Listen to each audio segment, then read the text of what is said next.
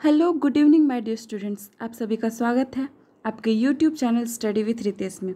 जो भी बच्चे आईटीआई, पॉलिटेक्निक और पैरामेडिकल की तैयारी कर रहे हैं उनके लिए वीडियो बहुत ही ज़्यादा बेनिफिशियल होने वाली है। तो चलिए शुरुआत करते हैं क्लास का कुछ मोटिवेशन कोड के साथ, ठीक है। और हाँ, जो भी बच्चे नए हैं चैनल को सब्सक्राइब कर लीजिए और ऑल नोटिफिकेशन को दबा दीजिए ताकि आपको क्लास का नोटिफिकेशन है जो टाइम पर आपको मिल सके। और जो भी बच्चे लाइव क्लासेस चाहते हैं वो इस नंबर से कांटेक्ट करें, ठीक है। और ये वीडियो जो और ये क्लास जो बहुत ही ज़्यादा इंपॉर्टेंट है। दैट मीन्स आप लोगों को नोट भी करते जाना सारे क्वेश्चन को अच्छे से, ठीक है। चलिए तो आगे बढ़ते हैं।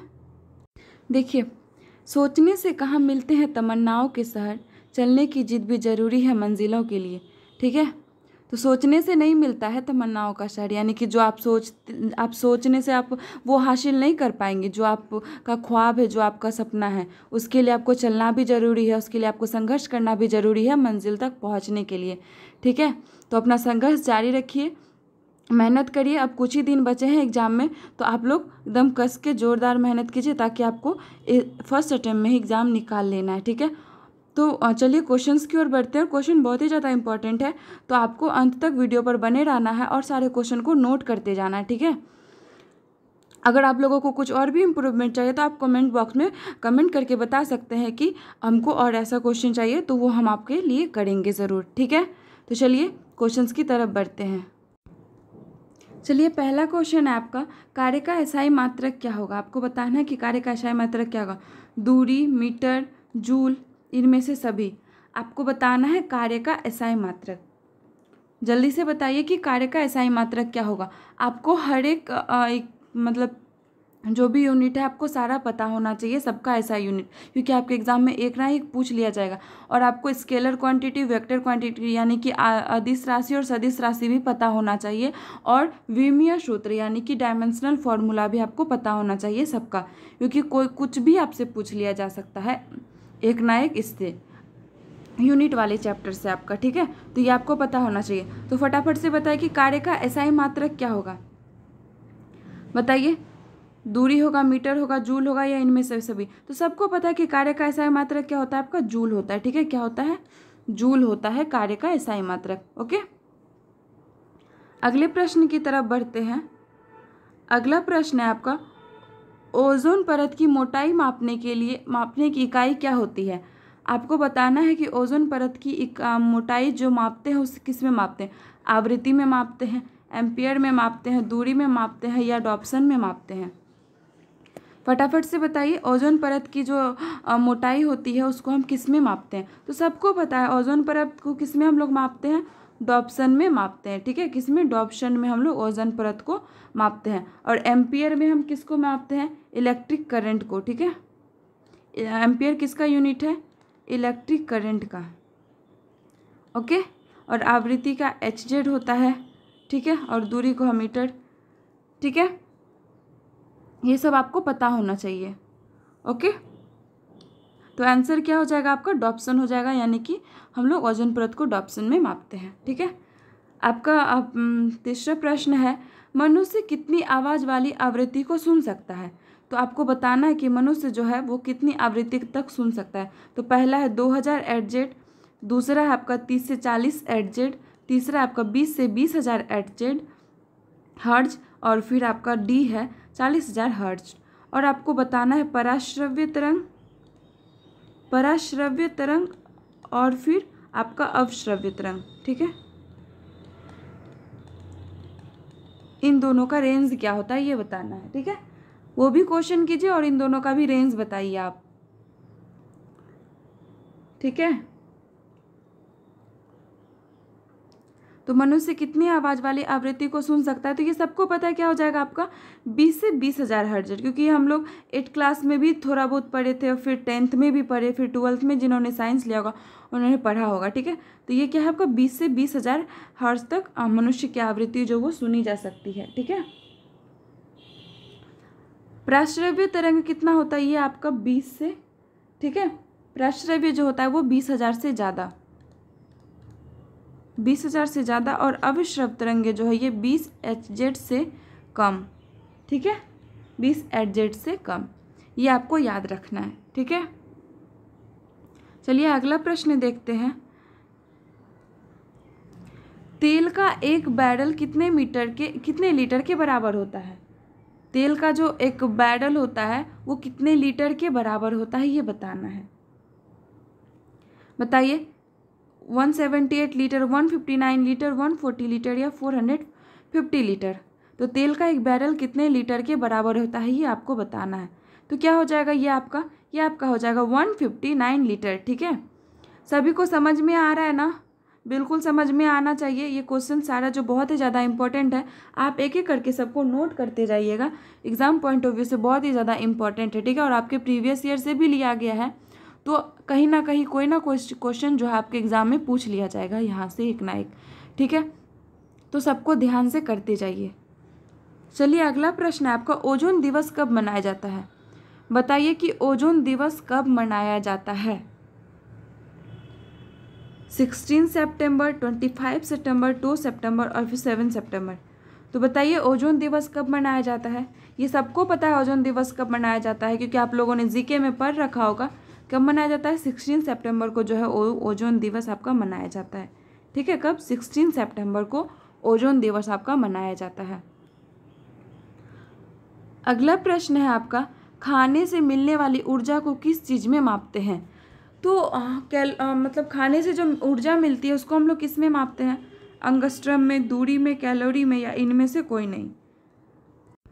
बताइए, खाने से मिलने वाली ऊर्जा को किस में मापते हैं हम लोग? तो सबको पता है कि हम लोग किस में मापते हैं? कैलोरी में मापते हैं, ठीक है। जो भी बच्चे ऑप्शन नंबर सी कर रहे हैं उनका बिल्कुल सही है। हम लोग खाने से मिलने वाली ऊर्जा को किस में?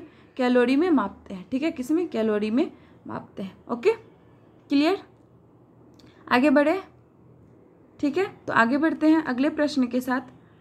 अगला प्रश्न है आपका, ताप का एसआई मात्रक क्या होता है? आपको बताना है कि ताप का जो एसआई मात्रक है वो क्या है। पहला है वोल्ट है, केल्विन है, कूलाम्ब है, मीटर है। बताइए ताप का एसआई मात्रक। सबको पता है ताप का एसआई मात्रक क्या होगा?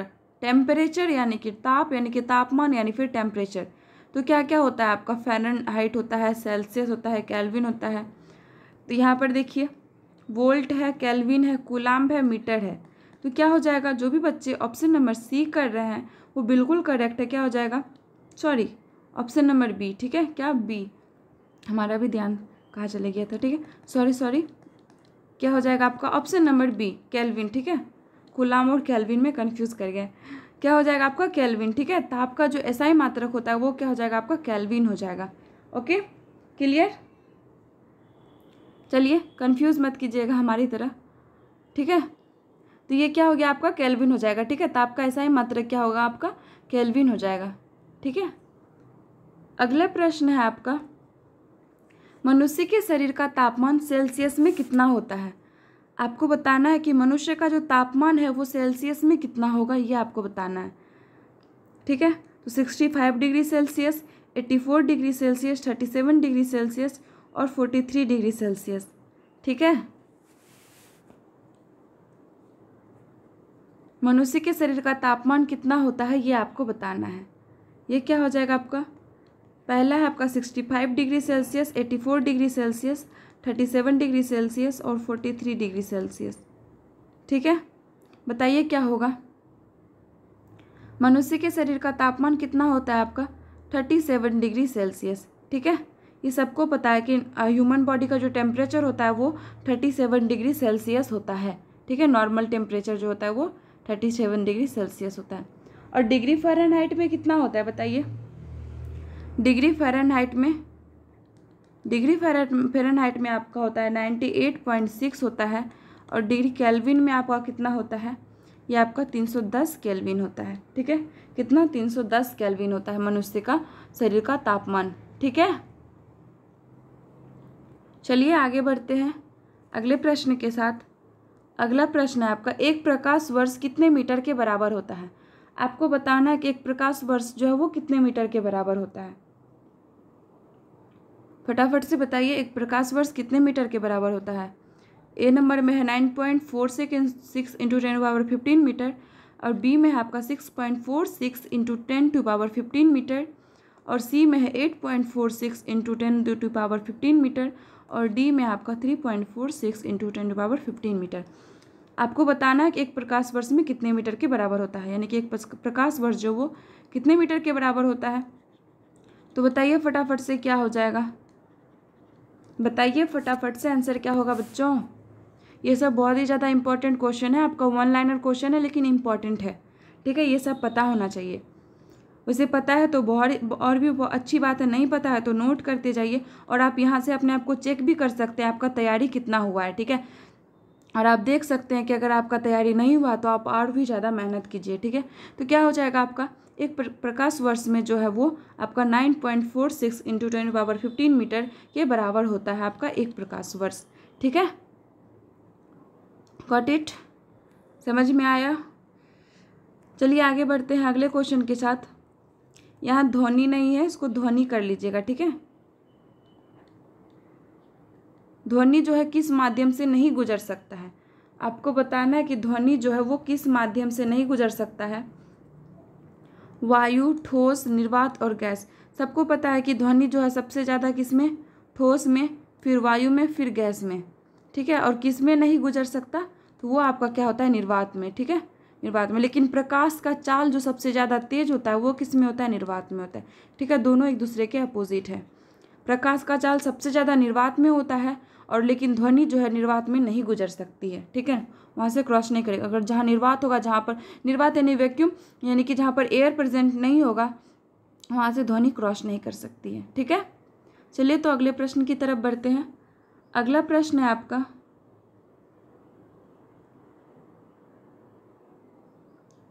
बच्चों क्वेश्चन नहीं दिखेगा तो थोड़ा कॉम्प्रोमाइज़ कीजिएगा, क्योंकि क्वेश्चन थोड़ा बड़ा है तो उसको छोटा करना पड़ेगा, ठीक है। हम क्वेश्चन बोल दे रहे हैं, उससे आप समझ जाइएगा अगर नहीं दिखेगा। अगर आप लोगों को वीडियो में क्वेश्चन देखने में प्रॉब्लम होता है तो थोड़ा आप लोग अपने फ़ोन का क्वालिटी जो है वो बढ़ा लिया कीजिए सेटिंग से जाके, ठीक है। कम से कम अगर आप लोग 360 पर देखेंगे तो आपको क्वेश्चन अच्छे से दिखेगा, ठीक है। तो यहाँ से देखिए 11 नंबर क्वेश्चन है आपका। एक मनुष्य का ताप 60 डिग्री सेल्सियस है, ठीक है। एक ह्यूमन बॉडी का टेम्परेचर जो है वो कितना है, 60 डिग्री सेल्सियस है। तो फ़ारेनहाइट में इसका तापमान बताना है। तो सबसे पहले आपको फॉर्मूला पता होना चाहिए। तो फॉर्मूला क्या होता है, F-32 डिग्री, F-32/9 = C/5, ठीक है। ये आपका क्या होता है, फॉर्मूला होता है। अब आपसे यहाँ क्या बोला है, अब आपसे यहाँ बोला है कि फ़ारेनहाइट में निकालना है। तो F-32 रह जाएगा 9 और क्या है, C आपका करने की डिग्री सेल्सियस में कितना दिया हुआ है, 60, ठीक है, 60/5। यहाँ 60 है, ठीक है। इसको थोड़ा इधर नहीं लिखा रहा है, ठीक है, क्या इसको देख लीजिएगा, ठीक है। तो इसको हम लोग क्या करते हैं, क्रॉस मल्टीप्लिकेशन करते हैं। पहले तो इस 5 से क्या करेंगे हम लोग, इसको ये सिंप्लीफाई कर लेंगे।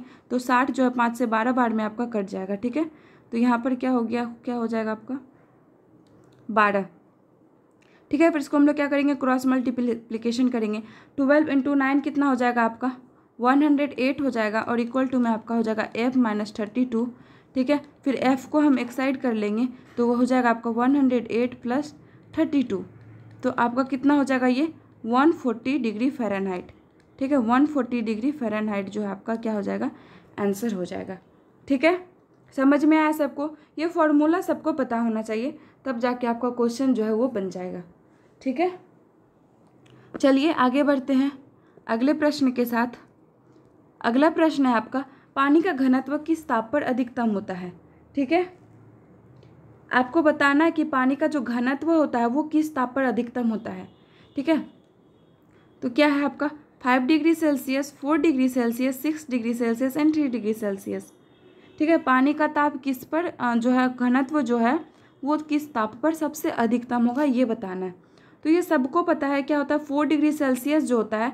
जो भी बच्चे ऑप्शन नंबर बी कर रहे वो बिल्कुल सही है। पानी का घनत्व जो होता है वो किस ताप पर अधिकतम होता है, तो वो आपका 4 डिग्री सेल्सियस पर जो होता है वो अधिकतम होता है, ठीक है। अगला प्रश्न है आपका, ऊष्मा का संचरण जो है किस विधि जिसमें माध्यम के कण गति नहीं करता है, ठीक है। तो आपको बताना है कि इसमें जो है क्या हो जाएगा आपका आंसर। ऊष्मा के संचरण में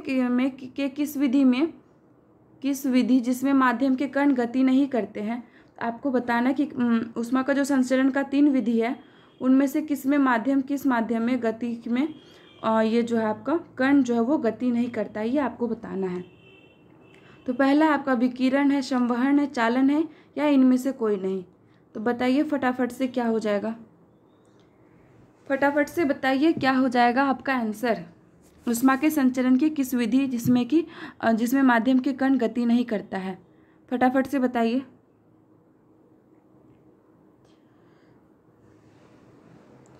तो क्या हो जाएगा आपका चालन। ठीक है, चालन विधि जो होता है उसमें कण जो है वो माध्यम के जो कण होते हैं वो गति नहीं करता है। ठीक है, उसमें माध्यम के कण जो है वो गति नहीं करते हैं। अब प्रश्न को थोड़ा छोटा करना पड़ेगा। ठीक है, तो थोड़ा कॉम्प्रोमाइज़ कीजिएगा आप लोग थोड़ा सा। हम क्वेश्चन को पढ़ दे रहे हैं, आप लोग नोट कर लीजिएगा। ठीक है, क्योंकि क्वेश्चन थोड़ा बड़ा है तो थोड़ा सा दिक्कत होगा। ठीक है, ओके, थोड़ा सा बच्चों कॉम्प्रोमाइज़ कीजिएगा थोड़ा सा। ठीक है, अगर नहीं दिखेगा तो क्वालिटी हाई कर लीजिएगा फ़ोन का, आपको दिखने लगेगा। ठीक है, क्वालिटी थोड़ा हाई कर लीजिएगा फ़ोन का, आपको दिखने लगेगा अच्छे से। ठीक है, चलिए प्रश्न थोड़ा बड़ा है तो थोड़ा सा इसको थोड़ा सा कॉम्प्रोमाइज़ कीजिएगा। ठीक है, और ये सब प्रश्न जो है आपके एग्ज़ाम में आते हैं और इम्पॉर्टेंट है। ठीक है, इसलिए थोड़ा इस पर ध्यान दीजिएगा। इस प्रश्न के ऊपर आपको बोल रहा है कि एक रेफ्रिजरेटर जो है वो 108 की जगह आप क्या कर लीजिएगा 100 कर लीजिएगा। ठीक है, 100 की दर से ऊष्मा देता है। ठीक है, ऊष्मा लेता है और 100 ग्राम जल को 25 डिग्री सेल्सियस से 5 डिग्री सेल्सियस में ठंडा करने के लिए कितना समय लेगा। तो आपको समय निकालना है। क्वेश्चन में बोला एक रेफ्रिजरेटर है। ठीक है, एक रेफ्रिजरेटर जो है वो 100 की दर से ऊष्मा लेता है। ठीक है, 100 उसका जो पावर कितना है वो 100 वाट है। ठीक है, कितना 100 वाट है। तो 100 वाट को हम लोग जूल पर सेकेंड में चेंज कर सकते हैं, तो इसको 100 जूल पर सेकेंड कर सकते हैं। ठीक है, दैट मीन्स क्या हो गया आपका 100 जूल के लिए ये 1 सेकेंड का टाइम लेता है। ठीक है, पर second that means 1 second. Okay, अब बोल रहा है 100 ग्राम जल को 25 डिग्री सेल्सियस से 5 डिग्री सेल्सियस तक ठंडा करना है। कहाँ से 25 से 5 तक ठंडा करना है। डेट मीन्स बीच में कितना आपका बच रहा है 20 बच रहा है। ठीक है, तो हमारा फॉर्मूला क्या होता है Q होता है MC डेल्टा टी। ठीक है, आपका फॉर्मूला जो होता है क्या होता है वो होता है आपका Q MC डेल्टा टी। ठीक है, डेल्टा टी यानी कि जो तापमान यानी 25 डिग्री सेल्सियस से 5 डिग्री सेल्सियस तक ठंडा कर रहा है वो, और फिर आपको M जो है यानी कि मास जो है वो 100 ग्राम जल का दिया हुआ है, और आपका C जो है ये आपका क्या होता है यानी कि हम लोग किसको ठंडा कर रहे हैं, जल को ठंडा कर रहे हैं। ठीक है, तो हम लोग इसका जल का जो मतलब ये होता है क्वेश्चन उसको हम लोग लेंगे। ठीक है, तो हम तीनों का भी आपको बता दे रहे हैं अच्छे से। इसको यहाँ पर नोट कर लीजिएगा नीचे में तीनों का स्पेसिफिक हीट क्या होता है। ठीक है, यहाँ पे सी और एस दोनों से आप डिनोट कर सकते हैं। ठीक है, तो स्पेसिफिक हीट हो जाएगा। ठीक है, स्पेसिफिक हीट ऑफ वाटर क्या होगा आपका 4.2 जूल पर ग्राम। ठीक है, ये जूल पर ग्राम में होगा, और फिर आपका जो है ये 1 केल्विन पर ग्राम में। ठीक है, ये जूल में ये कैलोरी में। ठीक है, और स्पेसिफिक हीट ऑफ आइस क्या होगा ये भी नोट कर लीजिए। अभी पानी को ठंडा किया जा रहा है, कभी आइस को मेल्ट किया जाएगा, फिर कभी पानी को जो है वो गर्म किया जाएगा, तो आपको सबका पता होना चाहिए। स्पेसिफिक हीट ऑफ आइस क्या होता है 2.1 जूल पर ग्राम, और फिर 0.5 केल्विन पर ग्राम। ठीक है, आपका जो है आइस और स्टीम का, आइस और स्पेसिफिक हीट ऑफ स्टीम जो है वो दोनों सेम होता है। ठीक है, दोनों सेम होता है, इसलिए हम इसको नहीं लिख रहे हैं, आप दोनों को सेम करके लिख लीजिएगा। ठीक है, ग्राम में जूल पर ग्राम में भी 2.1 होगा, और 0.5 यानी कि केल्विन में भी 0.5 होगा। ठीक है, इसको आप यहाँ से नोट कर लीजिएगा। ठीक है,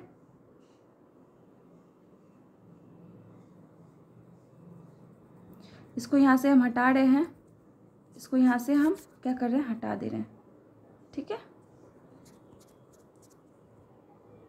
हम पूरा ही हटा देते हैं। अब यहाँ से हम लोग क्वेश्चन को करते हैं, ठीक है। पावर कितना दिया हुआ था आपका 100 है, इसको 100 कर लीजिएगा, 100 वाट है, यानी कि इसको हम लोग जूल पर सेकेंड में चेंज कर सकते हैं। जूल पर सेकेंड में क्या हो जाएगा 100 जूल पर सेकेंड, और 100 जूल के लिए हमको क्या हो रहा है 1 सेकेंड का समय लग रहा है। डेट मीन्स फॉर्मूला क्या होता है, Q बराबर हमको निकालना है, यानी कि टाइम हमको निकालना है। तो पहले हम Q निकालेंगे यानी कि हीट निकालेंगे, उसके बाद फिर हम देखेंगे कि उसमें समय कितना लगेगा, ठीक है। तो इसका फॉर्मूला होता है MC डेल्टा डेल T, ठीक है। M आपका कितना यानी कि मास दिया हुआ 100 ग्राम, इनटू में आपका क्या कर रहा है, पानी को ठंडा किया जा रहा है, और हमको किस में लेना है, जूल पर सेकेंड में लेना है, ठीक है। तो हम उसको क्या करेंगे 4.2 लेंगे, 4.2 इंटू, और डेल टी मेरा कितना है, यानी कि 25 से 5 डिग्री तक ठंडा किया जा रहा है, यानी कि बीच में आपका कितना बच रहा है 20, ठीक है, 20 बच रहा है, ठीक है। 25 में आप 5 घटाएंगे तो कितना बचेगा आपका 20 बचेगा, ठीक है। फिर यहाँ से सॉल्व कीजिए, 4.2 है, डेट मीन्स ये आपका यहाँ से एक जीरो कटेगा तो ये एक जीरो यहाँ से कट जाएगा, ठीक है। तो 42 इंटू 2 कितना हो जाएगा 84, और इसका डबल ज़ीरो 100 का, ठीक है, 8400 हो गया, ठीक है। ये आपका क्या हो गया जूल में हो गया, ठीक है, जूल में हो गया। अब इसको हमको समय निकालना है, तो हम देखे थे कि 100 जूल बराबर 1 सेकेंड लग रहा था, तो 100 जूल बराबर कितना लगेगा 84 सेकेंड, ठीक है, 84 सेकेंड। तो इसको हमको आंसर किस में दिया हुआ है, यानी कि ऑप्शन ये आपको मिनट में दिया हुआ है, किस में मिनट में दिया हुआ है, तो इसको हम लोग क्या करेंगे मिनट में चेंज कर लेंगे, ठीक है। तो 84 को जब आप मिनट में चेंज कीजिएगा 84/60, डेट मीन्स 30, और ऊपर में आपका क्या हो जाएगा 4 और 2 42/30। जब 30 से 42 को कटाइएगा तो ये आपका 1.4 मिनट आएगा, 1.4 मिनट जो है वो आपका आंसर आ जाएगा, ठीक है, 1.4 मिनट आपका आंसर होगा। ओके, ये क्वेश्चन जो है बहुत ही ज़्यादा इम्पॉर्टेंट है, तो आपको नोट करते हुए चलना है इसको, ठीक है। चलिए अगले प्रश्न की तरफ बढ़ते हैं। अगला प्रश्न है आपका, एक हीटर, यहाँ पर भी आप 100 कर लीजिएगा, ठीक है, यहाँ पर भी आप 100 कर लीजिएगा। एक हीटर जो है 100 की दर से उष्मा देता है, ठीक है, एक हीटर जो है वो 100 की दर से उष्मा देता है, तो 100 ग्राम पानी को 20 डिग्री सेल्सियस से 30 डिग्री सेल्सियस तक गर्म करने में कितना समय लगेगा, ठीक है। अब क्या करना है हमको गर्म करना है, ठीक है, स्पेसिफिक हीट। तो हमारा कितना है हीटर जो है वो 100 वाट का पावर दे रहा है, ठीक है, और इसको हम लोग क्या करेंगे जूल पर सेकेंड में चेंज कर लेंगे, तो 100 जूल पर सेकेंड में आ जाएगा, ठीक है। और आपका फॉर्मूला क्या होता है, Q बराबर होता है MC डेल्टा T, ठीक है, MC डेल्टा T, ओके। इसको फिर यहाँ से आप देखिए,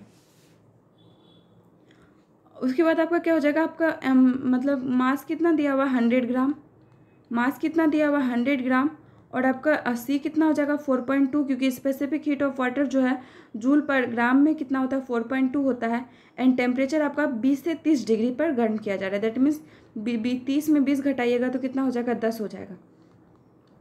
ये यहाँ से एक जीरो जाएगा तो एक ये कट जाएगा, तो आपका बचेगा कितना 4200, ठीक है, 4200 क्या आया जूल आया, यानी कि हीट निकला, ठीक है, उष्मा जो है वो 42 जूल आया। अगर 100 जूल के लिए 1 सेकेंड लग रहा है, तो 4200 जूल के लिए कितना लगेगा 42 सेकेंड लगेगा, डेट मीन्स आपका समय कितना ले रहा है 42 सेकेंड समय लेगा ये, ठीक है। समझ में आ रहा है सबको, समझ में आ रहा है सबको ना, समझ में आना चाहिए, ठीक है। ओके, चलिए आगे बढ़ते हैं अगले प्रश्न के साथ। आपका आंसर क्या हो जाएगा, ये आपका 42 सेकेंड आ जाएगा, ठीक है, 42 सेकेंड आ जाएगा।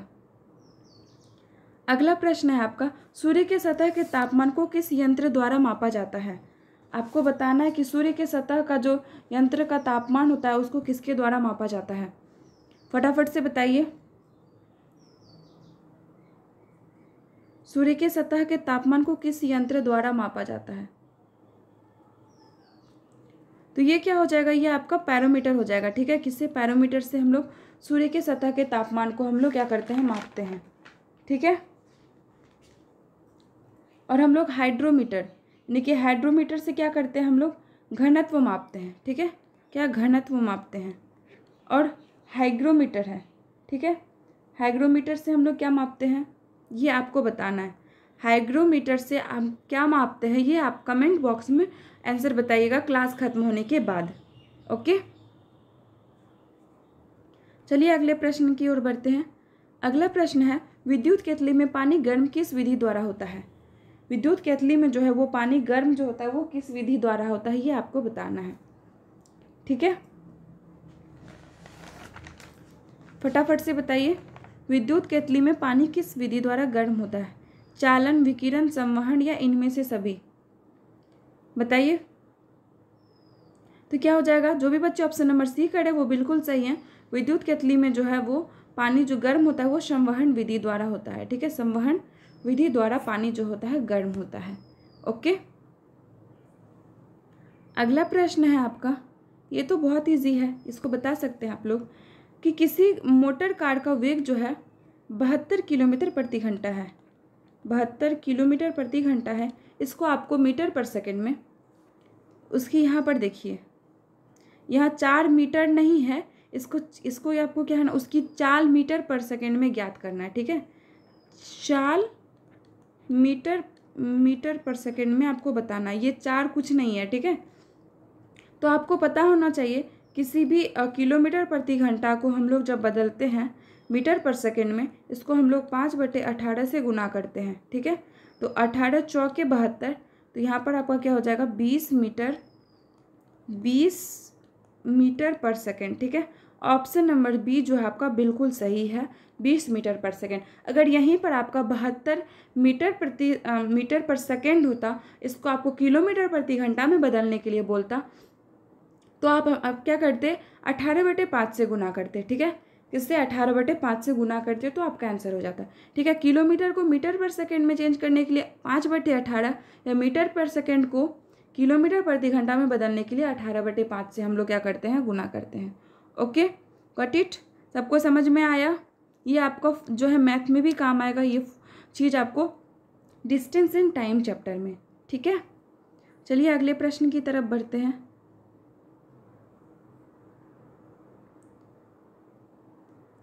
अगला प्रश्न है आपका, थोड़ा क्वेश्चन छोटा होगा, क्वेश्चन समझने का कोशिश कीजिएगा, हम बोल रहे हैं आप उसे समझिएगा, ठीक है, आप उसे समझिएगा। ओके बच्चों, थोड़ा सा कॉम्प्रोमाइज़ किए, क्वेश्चन थोड़ा बड़ा बड़ा है, ठीक है।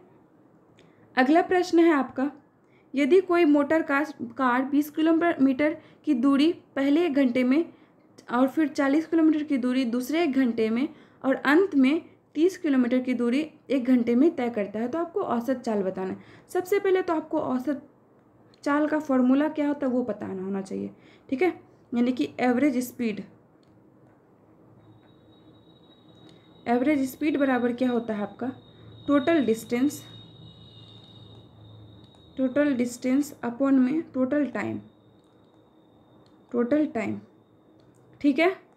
टोटल डिस्टेंस कितना है, पहले 20 किलोमीटर, फिर 40 किलोमीटर, फिर कितना 30 किलोमीटर की दूरी को तय कर रहा है।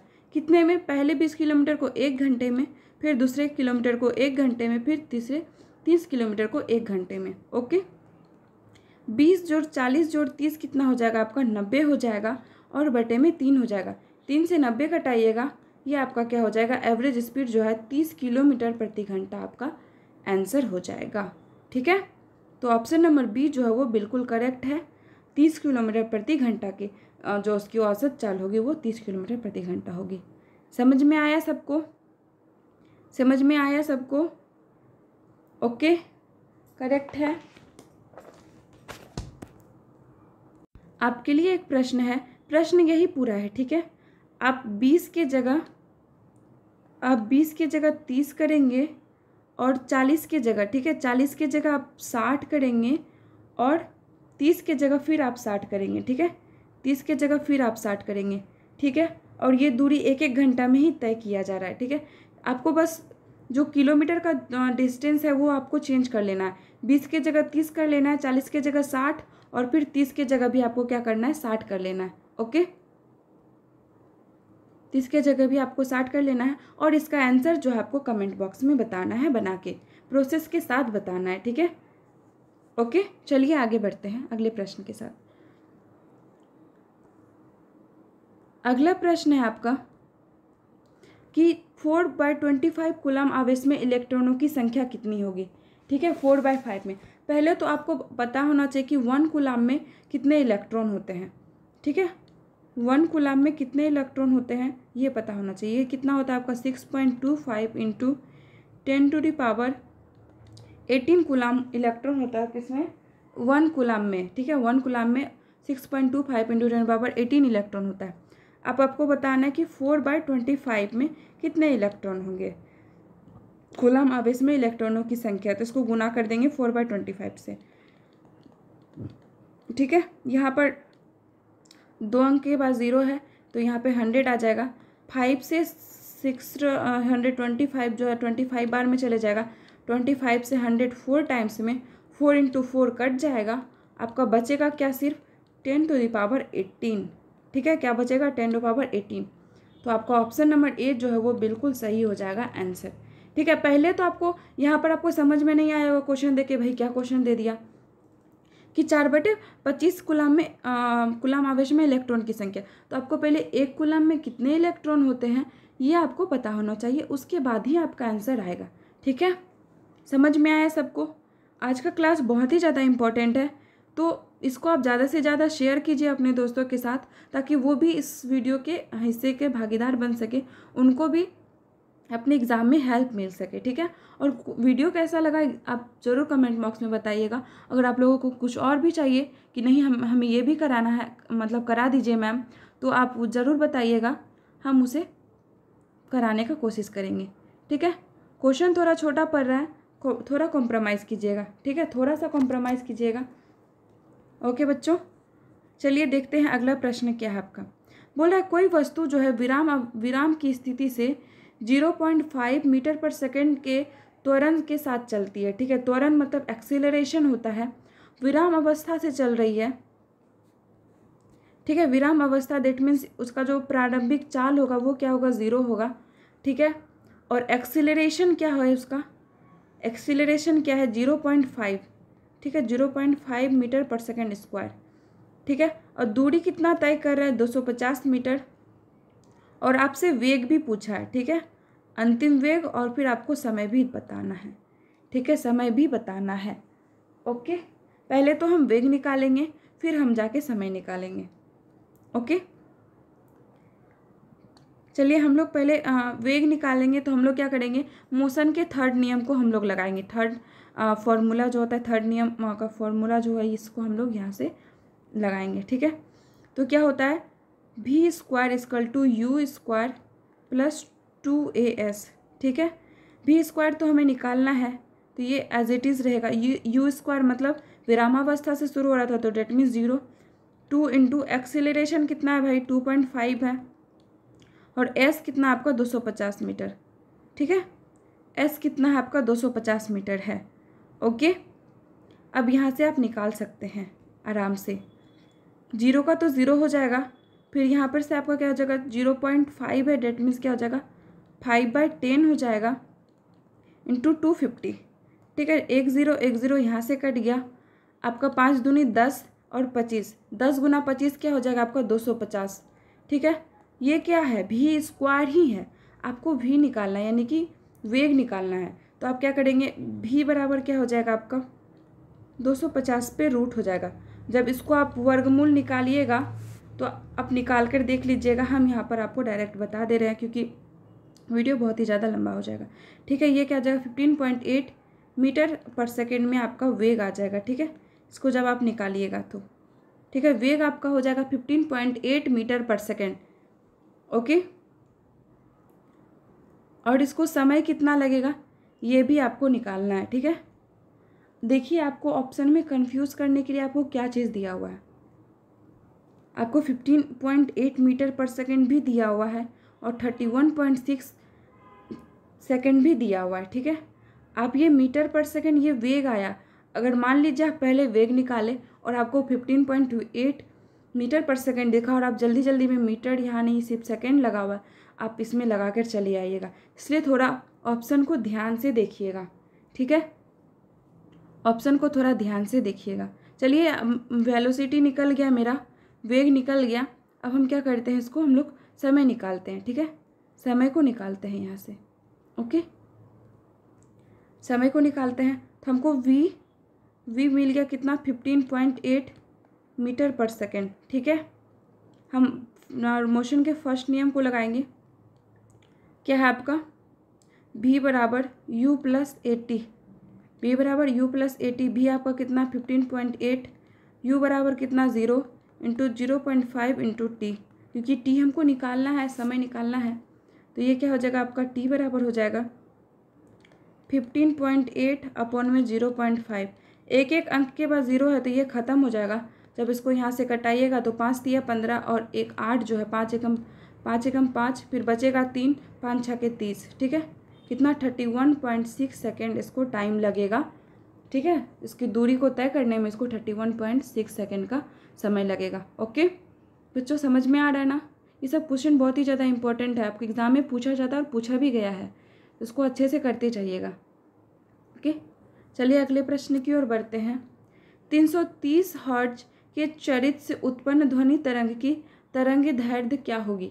आपको बताना है तरंग दैर्ध्य क्या होगा।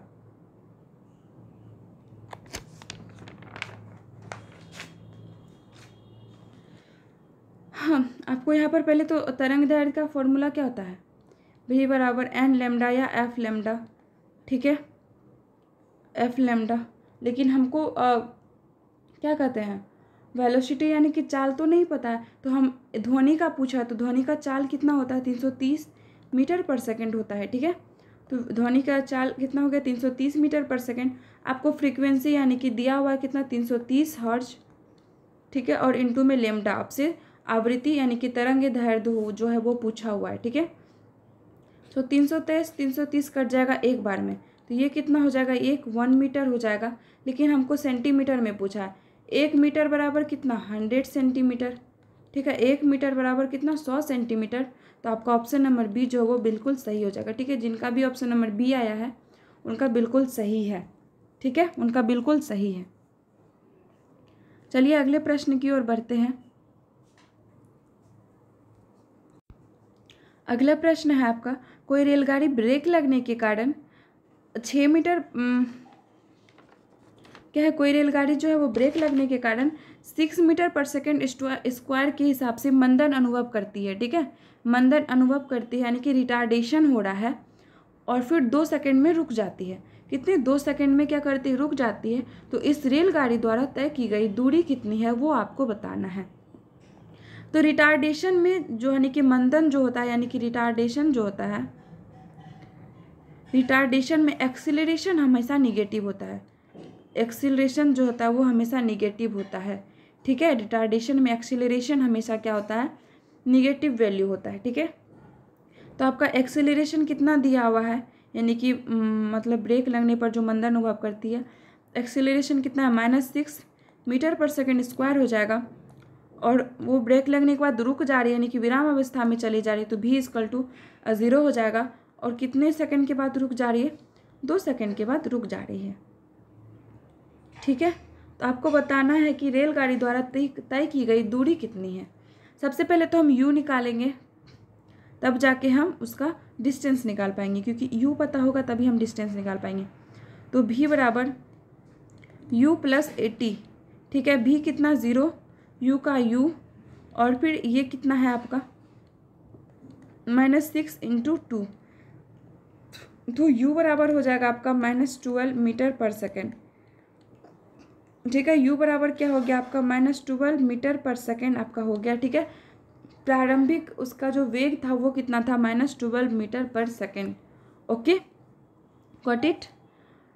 अब हम लोग क्या करेंगे डिस्टेंस निकालेंगे, ठीक है। हमको u पता चल गया, हमको एक्सेलरेशन भी पता चल गया, टाइम भी पता है, अब हम लोग डिस्टेंस आराम से निकाल सकते हैं। ओके, तो डिस्टेंस यहाँ पर देखिए s बराबर क्या फॉर्मूला आता है ut प्लस हाफ AT², ठीक है। ut कितना है आपका, ये आपका हो जाएगा 12 इंटू 2, एक मिनट बच्चों, ठीक है। तो यहाँ पर सॉरी यहाँ पर माइनस लिख दिए हम, थोड़ा मिस्टेक हो गया। क्या हो जाएगा u = आपका 12 मीटर पर सेकेंड हो जाएगा, उसके बाद आपका ut plus half AT square हो गया, यानी कि 12 × 2 और प्लस में आपका हाफ AT स्क्वायर, यानी कि आपका एक्सेलरेशन कितना है -6 का है और 2 का स्क्वायर। ठीक है, तो 12 दूनी 24 प्लस में आपका क्या हो जाएगा, ये 4 हो जाएगा, 2 स्क्वायर का 4 हो जाएगा, तो 2 से 1 यहाँ से 2 कट गया, यानी कि आपका क्या बचा, 2 बचा, तो 24 माइनस हो जाएगा, यानी कि ये -6 है, 6 दूनी 12, यानी कि 24 - 12 बराबर आपका क्या हो जाएगा, 12 मीटर। ठीक है, कितना दूरी तय किया ब्रेक लगने के बाद, वो 12 मीटर का दूरी जो है वो तय किया, कब, ब्रेक लगने के बाद। ओके, तो आपका आंसर क्या हो जाएगा, 12 मीटर। Okay, 12 metre. चलिए अगले प्रश्न की तरफ बढ़ते हैं। अगला प्रश्न है आपका, प्रारंभ में एक कार समान वेग से चल रही थी। प्रारंभ में जो है एक कार जो है वो समान वेग से चल रही थी, उस पर 1 मीटर पर सेकंड स्क्वायर का त्वरण 12 सेकंड तक लगा। ठीक है, कब, 12 सेकंड तक लगा, जिसके फलस्वरूप 12वीं सेकंड में कार ने 12वीं सेकंड में जो है वो कार ने क्या किया, 190 मीटर की दूरी तय की है। तो कार का प्रारंभिक वेग मीटर पर सेकंड में क्या होगा, ये आपको बताना है, कार का प्रारंभिक वेग। ठीक है, तो सबसे पहले क्या क्या दिया हुआ है, प्रारंभिक वेग से चल रही थी, तो u = आपका क्या हो जाएगा, 0 हो जाएगा। एक्सेलरेशन ये कितना आपका, ठीक है, सॉरी 1 मिनट, 1 मिनट बच्चों, 1 मिनट,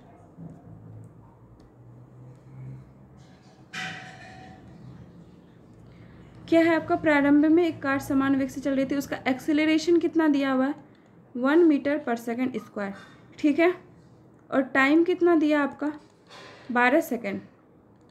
ठीक है, हमको निकालना है 12वीं सेकंड में जो है कार ने 190 मीटर की दूरी तय की, तो प्रारंभिक मतलब कार का जो प्रारंभिक वेग है वो मीटर पर सेकंड में क्या होगा, ये निकालना है। तो हमको 30वें सेकंड में चली गई दूरी, ठीक है, चली गई दूरी क्या होगा आपका, ST = U + half A2 - 2T - 1। ये फॉर्मूला होता है किसके लिए, टीवें सेकंड। जैसे यहाँ 12वीं सेकंड दिया हुआ है, अगर 10वीं सेकंड, 12वीं सेकंड, 13वीं सेकंड दिया हुआ रहेगा, तो टीवें सेकंड के लिए फॉर्मूला होता है क्या, ST, यानी कि तो U + हाफ A2T - 1। ठीक है, ये फॉर्मूला होता है। तो आपका S यानी कि यहाँ पर क्या दिया हुआ है, 190 मीटर। ओके, आपको डिस्टेंस दिया हुआ है और U आपका नहीं पता है। ठीक है, प्रारंभिक वेग निकालना ही है। ठीक है, हाफ एक्सीलरेशन आपका कितना, 1, और ये 2 × T कितना, 12वीं सेकंड के लिए, 12वीं सेकंड के लिए, और -1।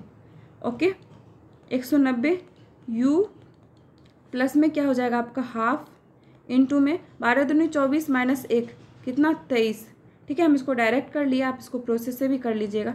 तो क्या करेंगे, 2 से जब 23 को कटाएंगे तो ये कितना हो जाएगा, 11.5। ठीक है, 11.5। तो U बराबर क्या हो जाएगा आपका, U बराबर हो जाएगा आपका 190 माइनस में 11.5। ठीक है, 190 - 11.5 हो जाएगा।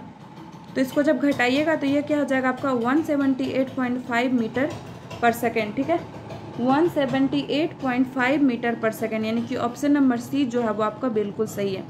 ये फॉर्मूला याद रखिएगा, ये बहुत ही ज़्यादा इम्पोर्टेंट है, क्योंकि ये बहुतों को पता नहीं होता है।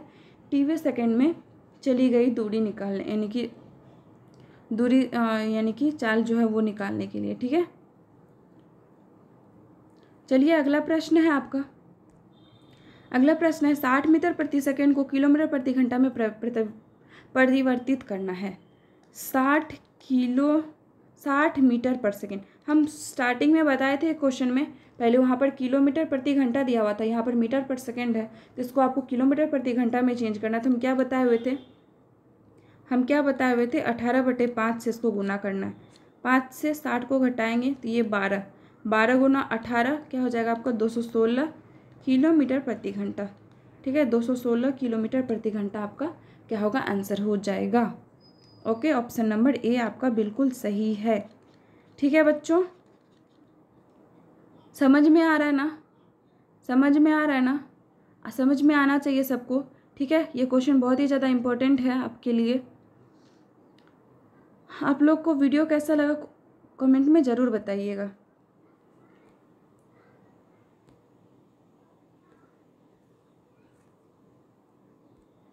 अगला प्रश्न है आपका, कौन सा ऊष्मा का मात्रक नहीं है? तो आपको बताना है ऊष्मा का मात्रक नहीं है फ़ारेनहाइट, डिग्री सेल्सियस, सेल्सियस, इनमें से कोई नहीं। तो ऊष्मा का मात्रक नहीं है। ऊष्मा का मात्रक क्या होता है यही बता दीजिए, उसी से आपको पता चल जाएगा कि कौन सा ऊष्मा का मात्रक नहीं है। ऊष्मा का मात्रक क्या होता है? जूल होता है। कार्य का भी जूल होता है और ऊष्मा का भी आपका क्या होता है? जूल होता है। ठीक है, तो इसमें से कोई भी, इनमें से कोई भी नहीं है ऊष्मा का मात्रक। ठीक है, इनमें से कोई भी नहीं। ओके, चलिए अगले प्रश्न की तरफ। अगला प्रश्न है आपका, वस्तु को गर्म करने पर उसकी अणु की चाल। जब वस्तु को गर्म किया जाता है तो उसकी अणु की चाल क्या होती है? उसकी अणु की चाल पता है क्या होती है? उसकी अणु की चाल ना बढ़ जाती है। ठीक है, क्या होती है? बढ़ जाती है। ठीक है, क्योंकि जब तक हम कोई भी चीज़ गर्म कैसे होता है, उसमें जो अणु होता है, उसमें जो मॉलिक्यूल्स होता है वो हीट होता है, फिर उसका जो चाल जो होता है वो बढ़ता है, जिसके कारण कि उसके अंदर जो सामान होता है वो गर्म होता है। ओके, समझ में आया ना? चलिए अगला प्रश्न है आपका, किसे जो है माध्यम की आवश्यकता नहीं होती है?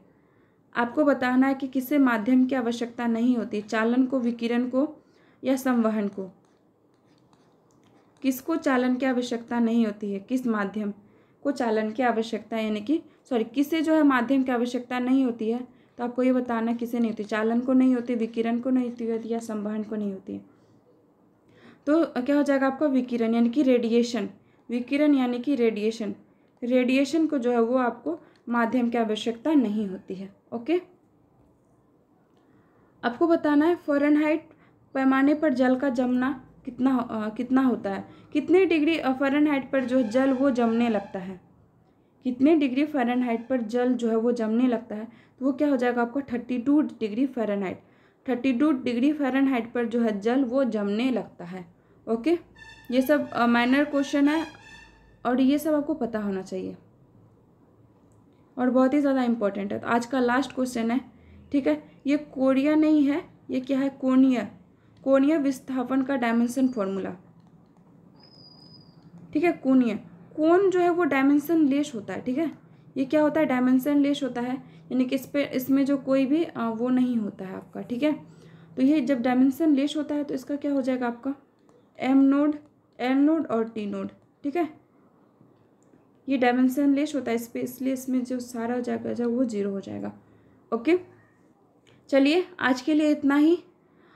अगर वीडियो अच्छी लगी हो तो लाइक, शेयर एंड सब्सक्राइब कर लीजिएगा चैनल को और हमारे साथ इसी तरह बने रहिए। आप लोगों का प्यार है और आप लोगों का सपोर्ट जो है वो हमें मोटिवेट करता है। और कमेंट में ज़रूर बताइएगा वीडियो कैसा लगा, ताकि हम अगर कुछ और इम्प्रूव कर सके तो वो आप ज़रूर बताइएगा। ठीक है, चलिए तो आज के लिए इतना ही। Tata, bye bye, take care, best of luck आपके एग्ज़ाम के लिए, क्योंकि एग्ज़ाम बहुत नज़दीक है आपके ITI का। और जो भी बच्चे ITI की तैयारी कर रहे हैं, अगर आपके घर के आसपास जो भी कर रहा है तो उनको आप ज़रूर बताइए कि यहाँ पर आप आके तैयारी कर सकते हैं। ठीक है, tata, bye bye, take care, अपना ध्यान रखिए, ख्याल रखिए। ओके।